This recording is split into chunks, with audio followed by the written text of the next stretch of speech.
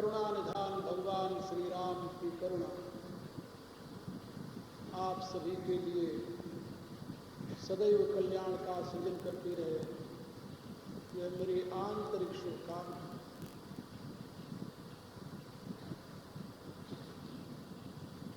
आज हमारे इस ज्ञान सत्र का 8वां दिन है और एक दिन और रह गया है कल। अभी आज का भी दिन है, अभी तो शुरू ही कर रहा हूँ, तो घंटे आपको और सुनने को मिलेंगे। बहुत दिनों बाद मैंने रामायण की कथा के रूप में आप लोगों को सुनाई। मुझे विश्वास है कि आप लोग इससे काफी लाभान्वित हुए होंगे। भगवान का पावन चरित्र सुख और शांति का स्रोत है, इसमें जरा भी संदेह नहीं। और मेरे विचार से संसार से त्रसित जीवन में केवल परमात्मा की महिमा का गान, परमात्मा की महिमा का श्रवण और परमात्मा की महिमा का चिंतन, यही एकमात्र शांति का अवलंबन है। शास्त्रकारों ने लिखा है, रामस्य नाम रूपस्य लीलाधाम परात्पर एतत् चतुष्टयम नित्यम सच्चिदानंद विग्रह। भगवान श्री राम का नाम, उनकी लीला, उनका धाम और उनका रूप, ये चारों सच्चिदानंदमय। नाम भी सच्चिदानंदमय है, रूप भी सच्चिदानंदमय है, लीला भी सच्चिदानंदमय है और उनका धाम भी सच्चिदानंदमय है। और चारों परात्पर हैं। परात्पर माने इस प्रकृति से परे, दिव्य। और चारों ही नित्य। कोई ऐसा समय नहीं था जब राम का नाम रूप लीला धाम न रहा हो। कोई ऐसा समय नहीं आएगा जबकि वो नहीं होगा। कहा, जो हम ये सुनते हैं कि राम का त्रेता में अवतार हुआ था और अपने जीवन काल में उन्होंने चरित्र करके या अपने कर्म करके उन्होंने जनमानस को सांत्वना और सुख दिया। शास्त्र कहता है कि नहीं, ये जिसकी तुम बात कर रहे हो ये तो उनका अवतार है। परमेश्वर की लीला मैंने एक दिन बताया था, 3 रूपों में सदैव चलती रहती है। 3 रूप, एक नित्य लीला है, दूसरी नैमित्तिक लीला है और तीसरी आपकी आंतरिक लीला है। इस लीला के 3 भेद हैं, याद रख लो। नित्य लीला, नैमित्तिक लीला और आंतरिक लीला, 3 प्रकार की लीला परमात्मा की सदैव चलती रहती है। नित्य लीला क्या है? जो इस सृष्टि रूप में हो रही है। इस सृष्टि रूप में जो कुछ हो रहा है ये परमात्मा की नित्य लीला है, भगवान राम की नित्य लीला है। जो कुछ हो रहा है कितना अद्भुत है, जरा देखिए तो। इस नित्य लीला का आप चिंतन करेंगे तो आपको आश्चर्य होगा। इस लीला का एक पहलू जरा देखिए। आकाश माने शून्य, लेकिन वैज्ञानिक कहते हैं कि यही जो आकाश है, जो शून्य है, इसी में वो तत्व व्याप्त है जिस तत्व से वायु का आविर्भाव होता है। और उस वायु में वो तत्व व्याप्त है जिससे अग्नि का आविर्भाव होता है। उस अग्नि में वो तत्व व्याप्त है जिससे जल का आविर्भाव होता है। और उस जल में वो तत्व व्याप्त है जिससे पृथ्वी का आविर्भाव होता है। कितना विलक्षण है। एक दूसरे के गुण धर्म की साम्यता है कहीं? कहीं नहीं। जल का गुण और है, पृथ्वी का गुण और है। अग्नि का गुण और है, जल का गुण और है, वायु का गुण और है, अग्नि का गुण और है। इन पांचों तत्वों में कहीं साम्यता दिखाई दे रही है, लेकिन ये इसी क्रम से प्रकट होते हैं। और आश्चर्य की बात, मिट्टी, पानी, आग और हवा, इन चारों को मिला करके कितना सुंदर शरीर बना दिया। इसमें कोई पांचवा तत्व और डाला है जो दृश्य दिखाई दे रहा? कोई नहीं। आकाश तो स्पेस है, वो तो स्पेस है जिसमें हम कुछ डालते हैं, जो स्पेस है इसमें। हर एक इंद्रियों का अपना स्पेस है। और इन्हीं पांचों तत्वों से, चारों तत्वों से, एक स्पेस को भी तत्व मान लीजिए, इन पांचों तत्वों का बना ये पुतला कितना विचित्र है। और बनता कैसे, ये भी देखिए विचित्र लीला है। द्रव्य कारीगर नहीं, कहा? मां के उधर कोई बनाने वाला, गढ़ने वाला तो नहीं बैठा हुआ है। पर कोठरी आली बनी, 2 बूंद गंदे नीर से, पुरुष के वीर्य को, स्त्री के रज को यदि आप देखें सामने किसी पात्र में लेकर, देख नहीं सकते। ये आप लोग जानते हैं। 2 बूंद गंदे नीर से, सब ठोर है लाली बनी, मलमूत्र मज्जा रुधिर तान, समान सब अपवित्र है। शरीर के अंदर कोई ऐसा पदार्थ है जिसको तुम पवित्र कह सको? मल, मूत्र, मज्जा, रुधिर, तान समान सब अपवित्र है। तापर रुचिर पर्दा लगाय, खेल परम विचित्र है। यदि ऊपर वाला ये पर्दा हटा दिया जाए तो क्या कोई किसी को प्यार करना, आलिंगन करना पसंद करे? क्या रहा है? कितनी विलक्षण उसकी लीला है, ये नित्य लीला है उसकी। और ऐसे मॉडल वो तैयार करते ही रहता है। इसमें 5 अरब से भी ज्यादा आबादी है मनुष्यों की, लेकिन 2 मनुष्य एक आकृति के आपको नहीं मिलेंगे। जुड़वा जो पैदा होते हैं वो भी एक आकृति के नहीं होते, दूसरे की बात छोड़िए। कितनी मॉडलिंग है उसके यहाँ, कितने यानी प्रकार के यंत्र हैं उसके यहाँ, जरा कल्पना तो कीजिए।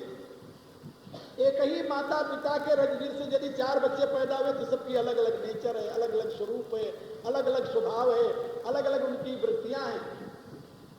कितनी विचित्रता है उसकी इस लीला में। क्या उस सूत्रधार को कभी देख पाते हो? ये किसकी लीला है जानते हो? राम की। इसको तुलसीदास जी कहते हैं मेरे राम की ये नित्य लीला है, नित्य लीला। और इस नित्य लीला में कभी कभी कोई भक्त ऐसा आ जाता है मनुष्य रूपा की तरह, तो मजबूर कर देता है। ये जो नित्य लीला आपकी हो रही है तो विराट रूप में है। ये विराट रूप को हृदय में ग्रहण करने की मेरे में सामर्थ्य नहीं है। इतना बड़ा मेरा हृदय, इतना बड़ा, बहुत छोटा सा हृदय का आकार जानते हो कितना बड़ा? ये हृदय नहीं ना, हृदय इसके नीचे। जिस हृदय की बात वेद में है, उपनिषद में है, योग दर्शन में है, शास्त्र में है, वो हृदय हार्ट नहीं है, वो हृदय इसके नीचे। उसका दूसरा नाम है ब्रह्मचक्र और तीसरा नाम है उसका चिदाकाश। ये जो मस्तिष्क में पिट्यूटरी ग्लैंड जहां है उससे थोड़ा सा ऊपर वहां एक बहुत सूक्ष्म सा स्पेस है, उस स्पेस का नाम है हृदय। उस हृदय में परमात्मा का निवास, वो हृदय उसका था। He is residing into Brahma Chakra, that is crown chakra, that's called Hridaya in Veda, in Shastra, not hard, बहुत सूक्ष्म है। उसके लिए वेद में क्या शब्द है?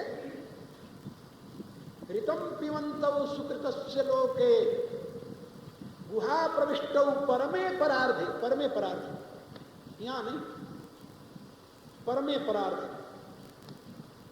छाया तपो ब्रह्म विदो वदंती। वो कहता है कि तुम अनंत हो और मेरा वो हृदय बहुत छोटा सा है, उसमें भला तुम्हारा यह विराट रूप कैसे समा सकता है? हमें तो तुम्हारा वो रूप चाहिए जिसको मैं हाथ में लूं, गोद में उठाऊं, हृदय से लगाऊं, प्यार करूं, चूमूं, चाटूं, हृदय से लगा करके अपने आप को तृप्त करूं, ऐसा रूप चाहिए। ये विराट रूप से मेरी तृप्ति नहीं होती। ऐसा जब कोई भक्त आ जाता है मनुष्य रूपा की तरह, तो भगवान से प्रार्थना कर लेता है, चाहूं तुम्हें समान सुत प्रभु सन को मधुराओ। हे प्रभु, आपके ऐसा कोई मुझे पुत्र चाहिए, आपके ऐसा बोले। तो भगवान को मजबूर होकर कहना पड़ता है कि भाई आप सरित खोजो कहाँ जाई, एक मेवा द्वितीय निरुपम न उपमा आन राम समान राम निगम कहे। वेद कहता है राम के समान तो राम ही है, कोई दूसरा तो है नहीं। तो जब मांग लिए कि आपके समान मुझे पुत्र चाहिए, तो यदि तो ब्रह्म के समान कोई दूसरा और ब्रह्म हो तो वो कह देगा ठीक है चलो उसको मैं भेज दूंगा। लेकिन जब उसके समान कोई दूसरा है ही नहीं तो क्या कहेगा? यही कहेगा ना कि आप सरित खोजो कहाँ जाई, नृपतव तनय हो मैं आई। हे राजन, अपने जैसा मैं दुनिया में कहाँ खोजने जाऊं, चलो मैं ही आपका पुत्र होकर के जन्म ले लूं, और कोई रास्ता ही नहीं होता। भगवान उसके लिए निराकार से निराकार होकर के अवतरित हो जाते हैं और अनेक प्रकार की शिशु लीला, बालक के समान क्रीड़ा करते हैं। शिशु लीला करके उस माता पिता को आमोद प्रमोद प्रदान करते हैं। लेकिन एक ही भगत नहीं होते, ऐसे और भी कई भगत होते हैं और उन सब भक्तों की अपनी अपनी चाह होती है। तो एक लीला के माध्यम से भगवान अनेक भक्तों की आकांक्षाओं को पूर्ण कर देते हैं। इसलिए भगवान शंकर ने पार्वती से कहा देवी, भगवती ने कहा कि महाराज मुझे ये बताइए, प्रथम सुकारण कहूं विचारी, निर्गुण ब्रह्म सगुण बपुधारी। आप मुझे ये बताइए कि निर्गुण ब्रह्म सगुण कैसे बन गया? वाली तो शंका यही थी उनकी और यही से सारी कहानी शुरू हुई थी। पार्वती जी की ये प्रश्न को सुनकर के भगवान शंकर ने कहा कि देवी, हरि अवतार हे तुझे ही होई, इदमिथ्यम कही जाई न सोई। कहा भगवान क्यों अवतार लेते हैं, इसका सही उत्तर दुनिया में आज दिन तक न किसी ने दिया है न कोई दे सकता है। कौन जानता है क्यों भगवान का अवतार हुआ? ये तो भगवान ही जाने कि वो क्यों आए, कौन जान सकता है। हाँ, अवतार होता है इतना तो मैं कहता हूं, लेकिन क्यों होता है कोई एक हेतु हो तो मैं बता दूं किस लिए हो गया। वहां तो अनेक हेतु हैं, एक भक्त की पुकार नहीं अनेक भक्तों की पुकार है, एक लीला नहीं अनेक प्रकार की लीलाएं करनी है। इसलिए भगवान का अवतार क्यों होता है इसका निश्चित उत्तर नहीं दिया जा सकता। भगवान का अवतार अपने भक्त के लिए होता है इतना कहा जा सकता है। सो केवल भगत नहीं लागी, परम कृपालु प्रणत अनुरागी। वो परम कृपालु प्रणत पर अनुराग करने वाले प्रभु अपने भक्तों के लिए ही अवतार लेते हैं, बस इतना ही कहा जा सकता है। जैसे कल मैंने बताया था आप लोगों को, भगवती उमा निर्गुण ब्रह्म सगुण बपुधारी, इस समस्या में बहुत दिनों तक उलझी रही और आखिर में प्रभु से प्रार्थना करके इसका समाधान प्राप्त करने की जिज्ञासा प्रकट की। प्रभु आप इसका समाधान कर दो। भगवान ने समाधान किया। पहले तो बड़े कठोर शब्दों का प्रयोग किया, जैसे कल मैंने बताया था। एक बात नहीं मोहि सुहानी, यद्यपि मोह बस कहूं भवानी। तुम जो कहा राम को आना, यही श्रुति गाव धरई मुनि ध्याना। कहीं सुनई अस अधम नर, ग्रसे जे मोह पिशाच, पाखंडी हरिपद विमुख जाने झूठ न साच। हे भगवती, प्रश्न तुम्हारा बहुत सुंदर है, लेकिन एक बात तुम्हारी मुझे प्रिय नहीं लगी। जो तूने ये कहा कि कोई दशरथ पुत्र के अतिरिक्त और राम हो, या दशरथ पुत्र राम अलग है दूसरा राम अलग है, ये जो तूने कहा है ये ठीक नहीं कहा। ऐसे तो अधम मनुष्य कहा करते हैं, जो अधम नर है वो कहते हैं कि दशरथ सूत्र अलग है और परब्रह्म परमात्मा राम अलग है, लेकिन समझदार लोग ऐसा नहीं कहते। कहीं ते वेद असम्मत बानी, जिनके सूझ लाभ नहीं हानि, जिसको हानि लाभ का पता नहीं है, वही लोग कहते हैं कि ये वेद सम्मत नहीं है। भगवान का अवतार वेद सम्मत नहीं है, ये वो लोग कहते हैं जिनको अपनी हानि लाभ का बोध नहीं है, जो अज्ञानी हैं, अधम हैं, विवेकहीन है। ऐसा भगवान शंकर ने पार्वती को कहा। फिर पार्वती जी ने अपनी गलती स्वीकार की, कहा नहीं प्रभु, अब आप कृपा करके मुझे ये बताइए, प्रथम सुकार कहु विचारी, निर्गुण ब्रह्म सगुण बपुधारी। अब आपके विचार से मैं समझ तो गई। भगवान ने यहां पर यह समझाया कि भाई ये सारी सृष्टि ही परमात्मा का अवतार है, तो एक विशेष अवतार में तुम्हें आशंका क्यों? एक बात और आप लोगों को बताऊं, जो लोग त्रैतवाद के मानने वाले हैं, त्रैतवाद, उनके लिए इसका समाधान बड़ा मुश्किल हो जाता है। ये अवतारवाद की जो फिलॉसफी है, ये वेदांत की फिलॉसफी, वेद की फिलॉसफी है, और उस अवतारवाद की फिलॉसफी में मूल सिद्धांत ये है कि ये सारी सृष्टि ही परमात्मा का अवतार है, मूल। और परमात्मा के विवर्त के रूप में, विवर्त माने विशिष्टाभिव्यक्ति, परमात्मा की विशिष्टाभिव्यक्ति के रूप में ये परमात्मा के अवतार की वहां पर भावना का उदय होता है। सारी सृष्टि परमात्मा का अवतरण है। वेद तो इसकी डंका बजाकर घोषणा करते हैं, ये सारी सृष्टि परमात्मा का अवतरण है। ततो विराट जायत विराजो अधिपुरुषः, सजातो अतरिस्त पश्चात भूमथो पुरः, प्रजापतिश्चरति गर्भे अंतर अजाय मानो बहुधा विजायते, तस्य योनिं परिपश्यन्ति धीरा तस्मिंस्तस्तु भुवनानि विश्वा।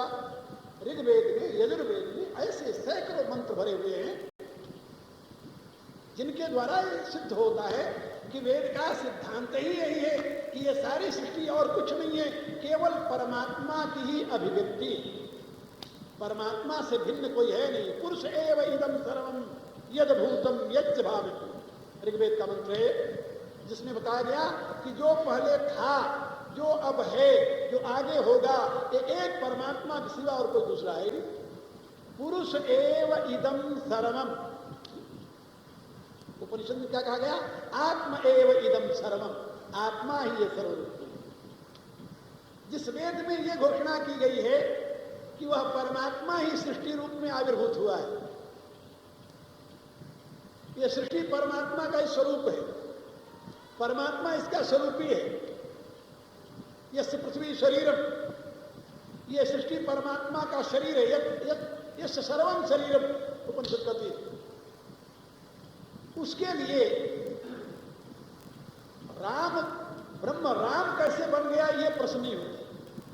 जब ब्रह्म सब कुछ बना हुआ है तो राम बनने में उसको कौन सी तकलीफ आ गई थी या कौन सी अड़चन आई? एक बात, अब यदि सब कुछ राम है तो उसमें एक और अलग से बनने की क्या जरूरत है, ये भी प्रश्न हो सकता है। इसका समाधान किया है गीता में और उपनिषद में। परमात्मा की सृष्टि त्रिविध है, त्रिविध। उसमें सर्वप्रथम सर्ग है, फिर विसर्ग है और फिर विभूति। परमात्मा की त्रिविध सृष्टि, सर्ग, विसर्ग और विभूति।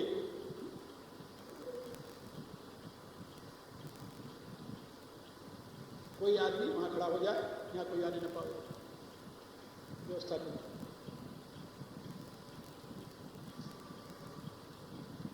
सर्ग, विसर्ग और विभूति, ये तीन भेद हैं परमात्मा की सृष्टि। सर्ग किसे कहते हैं? आकाशाद वायु, जैसे तस्मात् तस्मात् आत्मनः आकाशः सम्भूत, आकाशाद वायु, वायोरग्नि, रग्निरापः, अद्य पृथ्वी, पृथिव्याम अन्न, अन्नादौषधे, ये सर्ग कहा जाता है। जहां प्रकृति का इवोल्यूशन होता है, evolution of nature is called सर्ग। वह प्रकृति कारण से कार्य रूप में जब परिणत होने लगती है तो उसको सर्ग कहते हैं। और जब सर्ग हो जाता है तो उसमें जैवी सृष्टि प्रारंभ होती है। जैवी सृष्टि, उसका नाम विसर्ग होता है। याद रख लो, काम देगा कहीं। यह जो प्राकृतिक सृष्टि है इसका नाम है सर्ग।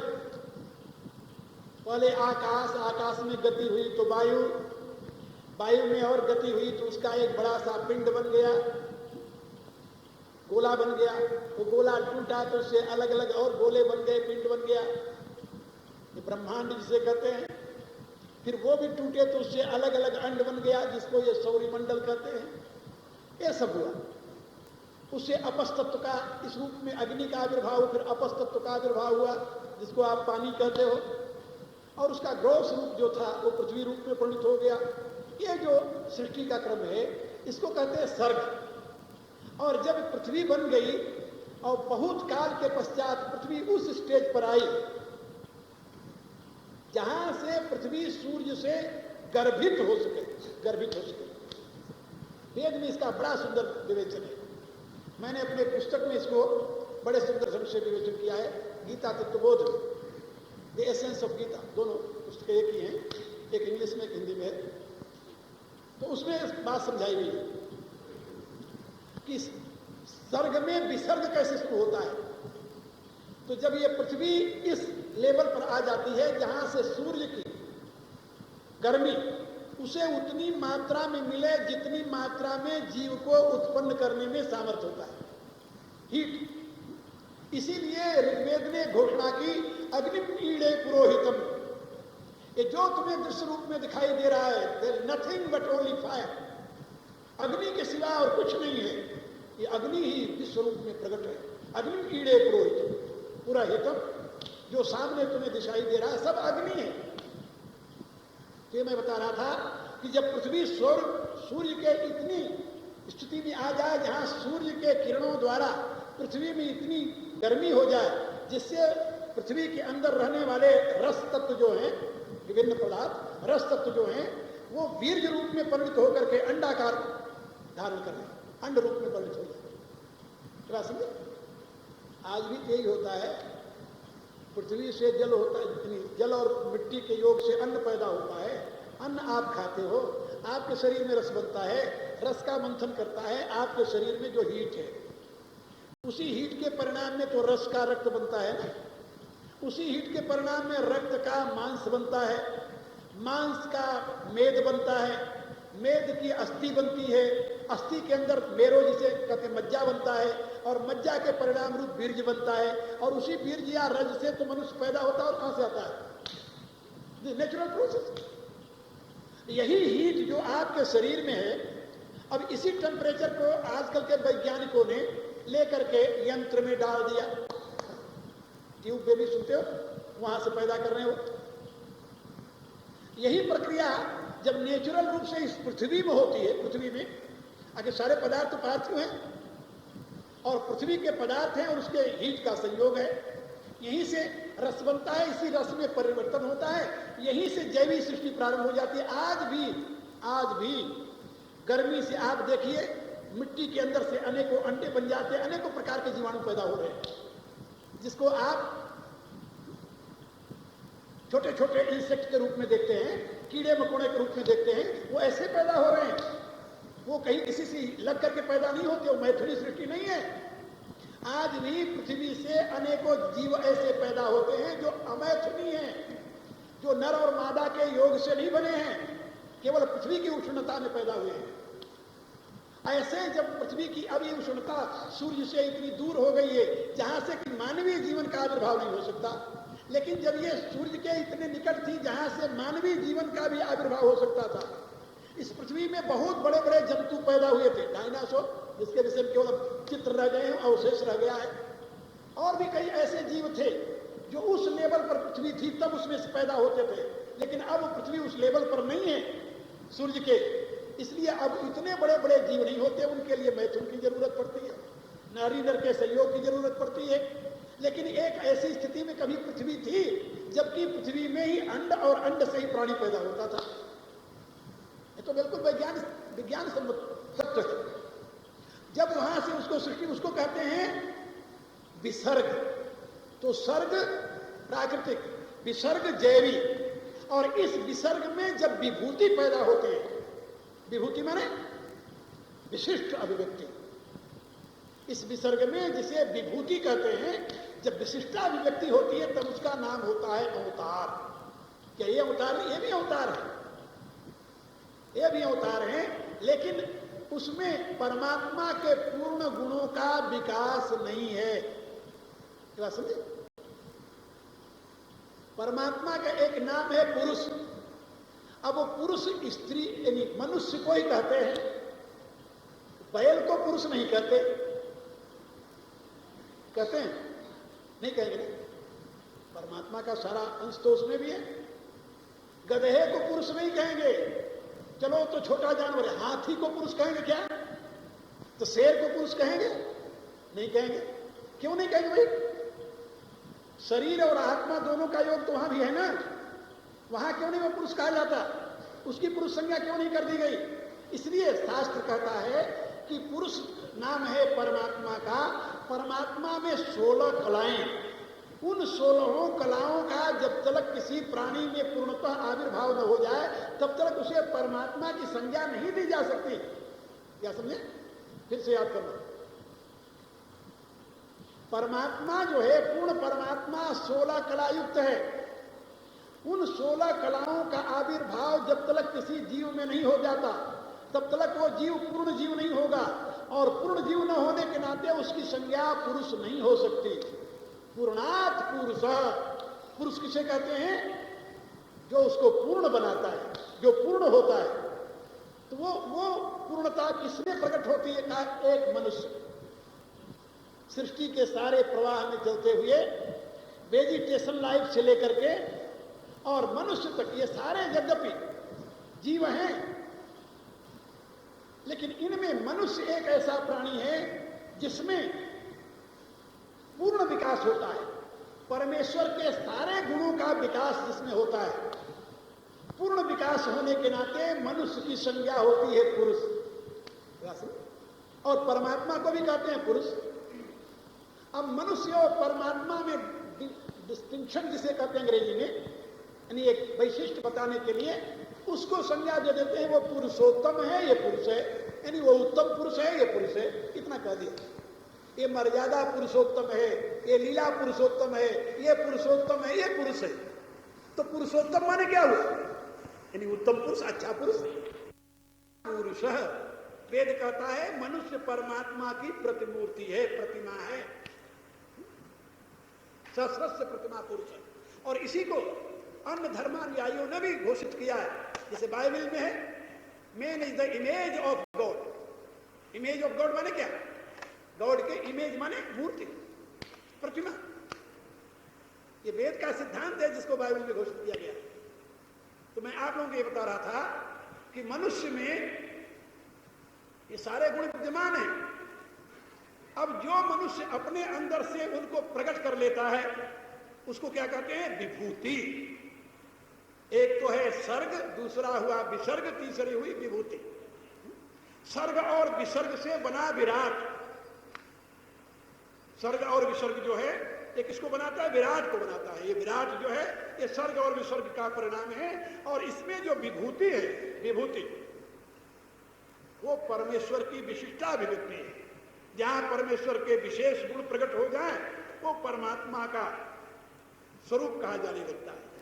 परमात्मा के स्वरूप में 3 तत्व की प्रधानता है।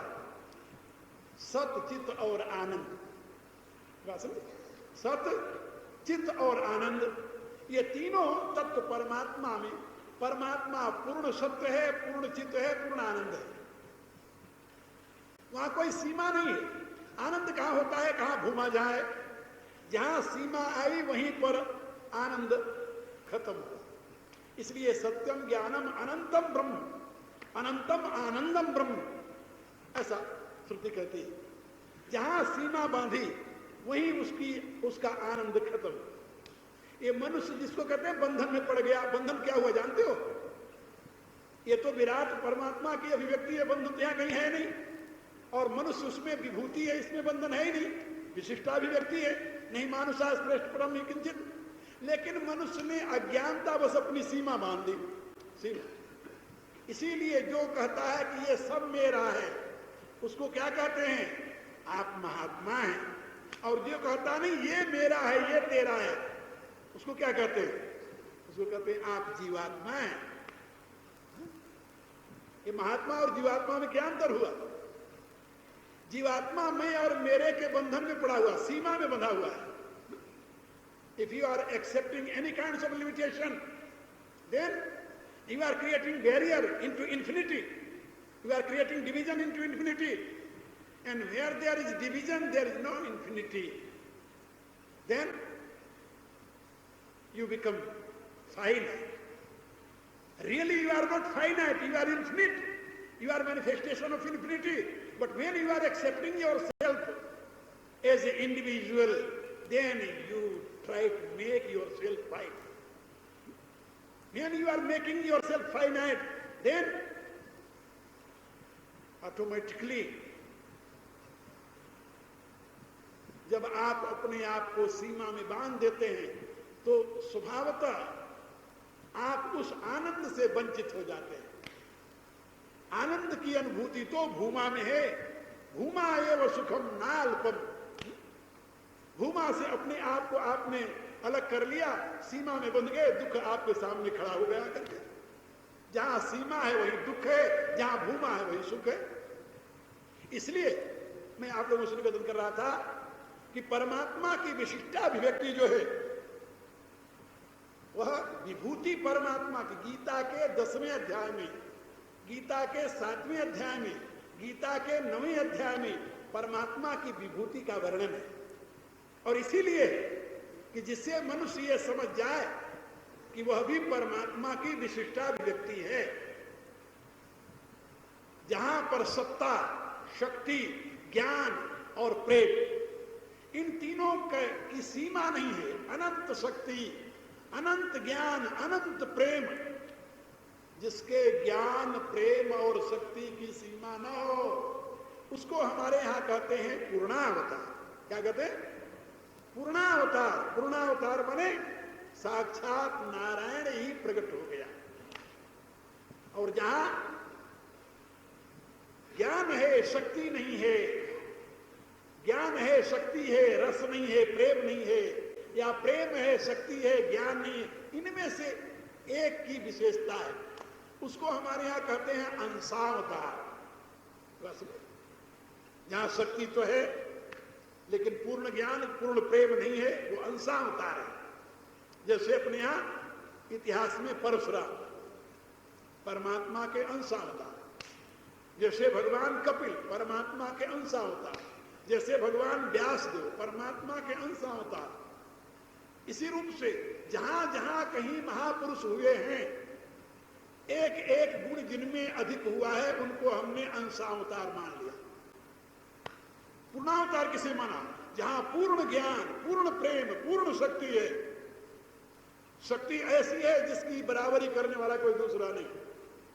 ज्ञान इतना है जिसकी कहीं सीमा नहीं है, और प्रेम इतना है कि सारे विश्व को आत्मसात करने के लिए तत्पर है। ऐसे व्यक्ति को हमने माना पूर्णावतार, पूर्णावतार।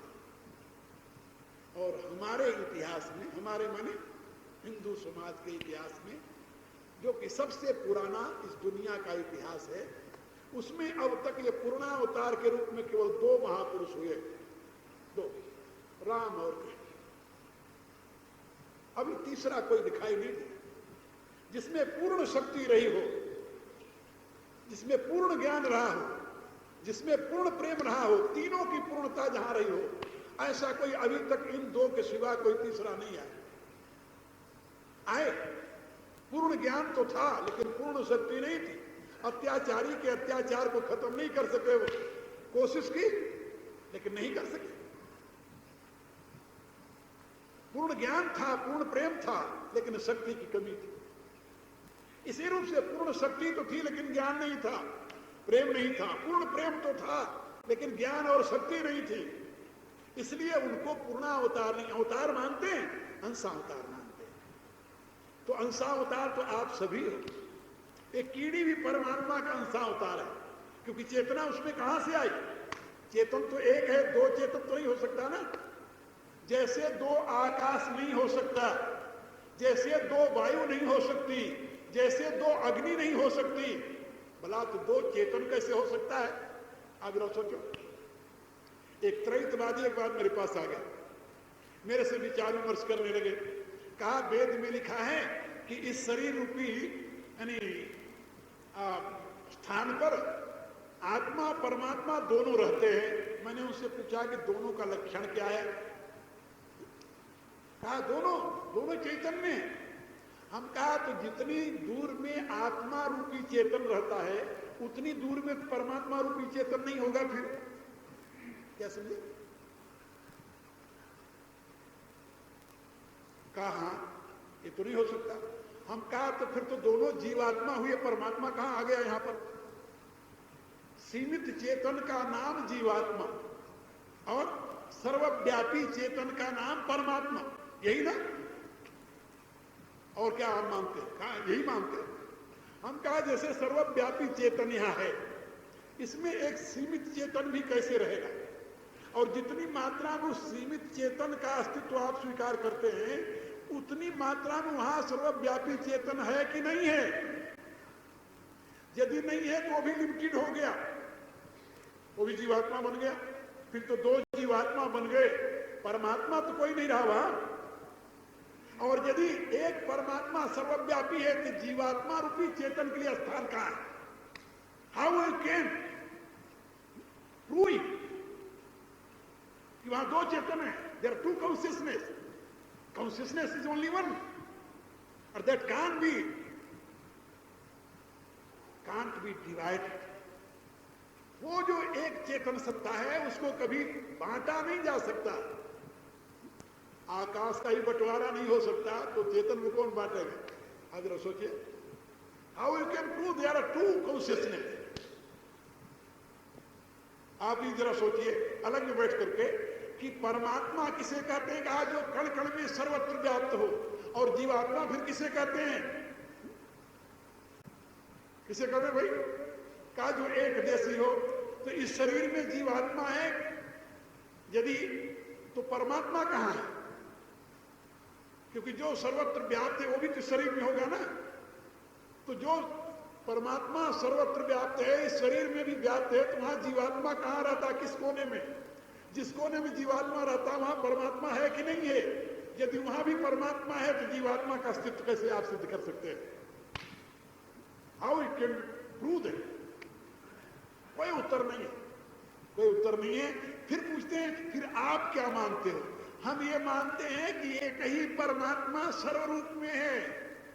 कहा तो फिर कहा जहां पर उसकी अभिव्यक्ति मैनिफेस्टेशन, ये वेद कहता है अग्निर्यथैको भुवनम प्रविष्ट रूपम रूपम प्रतिरूपो बभूव एकस्तथा सर्वभूतांतरात्मा रूपम रूपम प्रतिरूपो वैश्य। जैसे एक ही अग्नि सर्वत्र व्याप्त होते हुए भी कहीं पर उसको देखो तो प्रज्वलित हो जाता है। प्रज्वलित होने वाले स्थान पर अग्नि दो नहीं है। जो व्याप्त अग्नि है वही प्रज्वलित अग्नि है, दो नहीं है। तुलसीदास जी लिखते अपनी रामायण में, एक दारुगत देखिए एकू पावक जुग सम ब्रह्म विवेकू। का एक तो अग्नि लकड़ी में व्याप्त है, एक अग्नि प्रज्वलित हो गया है। जैसे प्रज्वलित होने वाला अग्नि व्याप्त अग्नि से भिन्न नहीं है, इसी रूप से जो सर्वव्यापी परमात्मा है वह प्रकट होने वाली, जागृत होने वाली जीवात्मा से अलग नहीं है, अलग नहीं है, एक ही की सत्ता है। कहा उसको जीवात्मा क्यों कहते हैं? जीवात्मा इसलिए कहते हैं कि वो वहां छोटे से दायरे में चिदाकाश में प्रकाशित हो रहा है, प्रकाशित हो रहा है। 1000 पावर का, यार देखो कितने पावर का भाई, 500 पावर का है, आंख ऐसे दबाए रहता है, और यहाँ इतने ट्यूब जल रहे हैं, कुछ नहीं तकलीफ दे रहे हैं, क्या समझे? इलेक्ट्रिसिटी तो वो भी है, वो भी है। और 0 पावर के जो बल्ब बाहर लटक रहे हैं, टिम टिम कर रहे हैं, वो क्या आप कहेंगे कि विद्युत शक्ति अलग अलग है? नहीं, मीडिया बड़ा हो गया ना, पावर में तो कोई कमी नहीं है, power is same, but media of manifestation is different. और mind stuff is nothing but media of manifestation of supreme consciousness. क्या समझे? एक ही चेतन सत्ता अनंत रूपों में प्रकट हो जाती है। जहां उसका मीडिया बड़ा है उसको कहते हैं उसकी विभूति है, और जहां उसका मीडिया छोटा है उसको कहते हैं ये तो उसकी अंशाभिव्यक्ति है। बस कितनी अंतर है उसमें, मीडिया का अंतर है, तत्व का अंतर नहीं है, याद रखना। तो हमारे यहां जो राम का अवतार, कृष्ण का अवतार, ये इसलिए कहते हैं वहां मीडिया माने वो माध्यम इतना विशाल है जिससे परमात्मा की पूरी शक्ति, सत्य शक्ति, चित्त शक्ति, आनंद शक्ति पूर्ण रूप से प्रवाहित हो रही है, मीडिया। और ये चित्त ऐसा इस सृष्टि में कभी कभी बनता है, हमेशा नहीं बनता। ऐसा चित्त, ऐसा मीडिया इस सृष्टि में कभी कभी बनता है, और किसके संकल्प से बनता है? उसके संकल्प से। जिसके संकल्प से अनंत सृष्टि का आविर्भाव हुआ है, उसी की संकल्प से वेद कहता है चिन्मयस्या द्वितीयस्य निष्कलस्या शरीरिणा उपासका नाम कार्यार्थे ब्रह्मणो रूप कल्पना। जो चिन्मय है, अद्वितीय है, निष्कल है, अशरीरी है, वह अपने भक्तों की अभिप्सा को पूर्ण करने के लिए कभी कभी अपने स्वरूप की भी वो कल्पना कर लेता है। ऐसा संकल्प करता है जिससे मीडिया बड़ा हो जाए। प्रकृति में स्वमधिष्ठाय संभवामी आत्माया, परमात्मा उसके माध्यम से अपनी पूर्ण शक्ति के साथ आविर्भूत हो जाता है। उसको अवतार कहते हैं, पूर्णावतार। पूर्णावतार में पूर्ण प्रेम, पूर्ण ज्ञान और पूर्ण शक्ति। राम की शक्ति देखिए रामायण में, राम का प्रेम देखिए रामायण में आप, और राम का ज्ञान देखिए आप। ऐसे ही कृष्ण की शक्ति देखिए, कृष्ण का प्रेम देखिए। कृष्ण की शक्ति देखनी हो तो महाभारत पढ़िए, कृष्ण का प्रेम देखना हो तो भागवत पढ़िए, और कृष्ण का ज्ञान जानना हो तो गीता पढ़ लीजिए। जहां जिसकी यत्ता नहीं, यत्ता माने लिमिटेशन नहीं है, लिमिटेशन नहीं, उसको पूर्णावतार कहते हैं। तो भगवान राम का अवतार क्यों हुआ, ये पूर्णावतार क्यों होता है? कहा शंकर जी ने इसकी कोई इति मिति नहीं, ये तो परमेश्वर की अपनी इच्छा और भक्तों के ऊपर करुणा ही कारण है। भगवान भक्तों पर कृपा करके ही अवतार लेते हैं, और उनको कोई मजबूर नहीं कर सकता, कोई नहीं मजबूर कर सकता। ये याद रखो, रामायण का ये सिद्धांत है कि ये सारा विराट परमात्मा का स्वरूप है, ये परमात्मा का विराट रूप है। इस विराट स्वरूप में कभी कभी विभूति रूप में भगवान आविर्भूत हो जाते हैं। तो विराट और विभूति ये दो रूप होते हैं परमात्मा के। विराट रूप जो है अभिजग में है, विभूति रूप विशिष्ट रूप में आविर्भूत होता है। और इसके सृष्टि क्रम में 3 भेद कहे जाते हैं, सर्ग, विसर्ग और विभूति। तो परमात्मा का अवतार निराकार से निराकार वह किस प्रकार से होता है, इसकी व्याख्या गोस्वामी जी ने समझाई अपनी रामायण। उन्होंने कहा कि निराकार से निराकार ऐसे हो जाता है जैसे जो गुण रहित सगुण सोई कई से, कहा जल हिम उपल बिलग नहीं जैसे। जिस समय सूरज की किरणें पृथ्वी के रस को खींचती हैं, क्या अपन देखते हैं क्या? नहीं देखते, पता ही नहीं चलता। और खींच करके जब बादल रूप में परिणित कर देती हैं तब दिखाई देता है कि हाँ ये तो बादल हो गया। बादल बना कैसे? सूर्य की किरणों ने पृथ्वी के रस को खींचा, आकर्षित किया, और आकर्षित करके स्पेस में उसे बादल रूप में परिणित कर दिया। जिन किरणों ने रस को खींच करके बादल रूप में परिणित कर दिया, वह बादल उन्हीं किरणों को ढक लिया। अब बादल जब आ गया आपकी आंख के सामने, तब आप सूर्य को नहीं देख रहे हो। तो तुलसीदास जी क्या लिखते हैं? कहते जथा गगन घन पटल निहारी, झम्प्यो भानु कहीं को विचारी। का जैसे मूर्ख लोग कहते हैं कि बादल ने सूर्य को ढक लिया,